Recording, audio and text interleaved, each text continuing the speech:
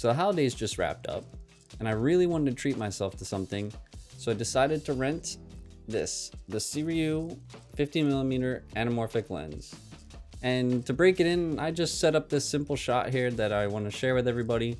Kind of how I did it when I was thinking. It's super simple. It's nothing complicated. I just wanted to see the lens kind of work. Its sharpness, kind of some of its properties, how wide it is on a 16:9 sensor. So, you know, of course I had to grab the holiday lights and throw them in the back to see some of that bokeh. And they just get placed on a C-stand right between the door and kind of keeping it away from the door just a tad. Because if it were to be laid on the door, it would kind of just, the depth would kind of be lost back there. And then the lights would look like they were just emanating from the door instead of kind of glowing off the door. And it keeps the door a little bit away from the lights and it keeps a little bit of depth into the back room. And they're not supposed to do anything really other than just be bokeh. So they're whatever, I just threw them in there in the back. And then I set up a backlight to kind of push that holiday light all the way through.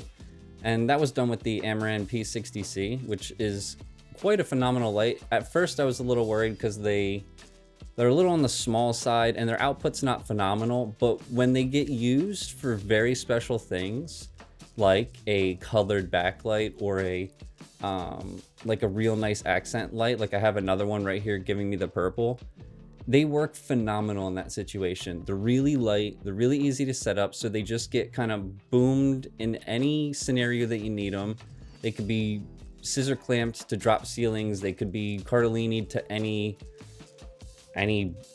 handrail, any, you know, wood support in the ceiling. Like, they are pretty versatile and they give off a great quality of light, especially with the included softbox, which is no additional weight or profile really. And I actually really enjoy them. And I'm using another one as a key light here, and it's at like, I don't know, like 15%, and it's only, I don't know, 15 inches away maybe. But it's doing a really good job, so I'm actually really happy with them. I use the Sidus Link color picker feature to pick a color from the holiday lights that kind of like was the most consistent kind of color, and it was like this reddish. Like there's colored light, there's other color lights in that strand, but the light as a whole was like this reddish color. So I used the color picker in Sidus Link, and it did a good job. It gave me a color, and it actually works pretty well. So that's what gives the backlight. And just a little edge kind of on the back of my hair and shoulder, just to separate and bring that depth all the way through that space, and not necessarily just have something in the foreground and something way in the background, and kind of blend the two as they come to the subject. And then for the subject, it's just another P60C, real close, and it just puts out 2800 Kelvin, I think, the real nice warmth. And that's just a little far side key, scraping kind of right across the face. And then on the other side of me is a negative fill on the door. Originally the door was white and it was bouncing the key back into my face. And I didn't really dislike it, but I didn't really think it was in the right spot. So I put just a black sheet right over the door to stop the bounce from happening.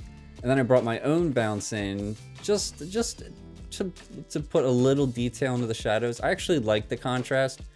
I left it as much as I could, but it needed just a little bit of detail there. And then in the grade I can pick, you know, I can pick it to be very contrasty or not as contrasty. So it gave me some flexibility. And then it was all shot with this anamorphic lens from Sirui, which is actually really nice. So yeah, the setup is super simple. It's just two lights, a practical, the holiday lights, a bounce and some negative fill, and then the lens. And I did some with a diopter. Unfortunately, I don't have 82mm diopters on hand, so I have to use a step down ring, which does create the slightest vignetting, which I actually didn't mind. I mean, obviously, I don't want to use that in a project if it doesn't call for vignetting, and you usually just want to vignette in post because you have way more control and you don't box yourself into it. But for this, I actually didn't mind it, and it was kind of cool. But the diopter is very much necessary with an anamorphic lens, even with this modern piece. The minimum focus distance is, on this lens, it says 2.5 feet or 0.8 meters. So not, I mean, 2.5 feet is not that close. You're definitely not getting like super close-ups with this.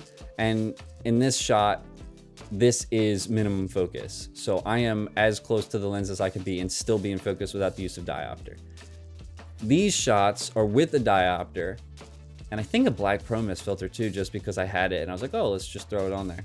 And this is, you can get much closer, and it actually, the diopter increases the size of that bokeh, so you get some really nice close-up stuff.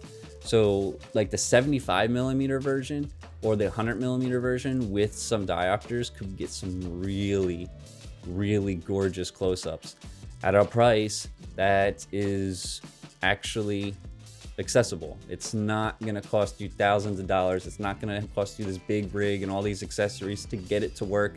You'll literally just take it out of the box, pop it off, stick it in, and like you're good to go. And that is really cool, really relieving as a filmmaker. The barriers are just getting shattered every week, every new, you know, NAB conference. Like, it's all coming up filmmaker. Like, it's never been a better time to be a filmmaker. And the gear we can get, and the quality it produces, and the barriers that existed are just gone, and it's really exciting. So this is definitely a cool addition to that.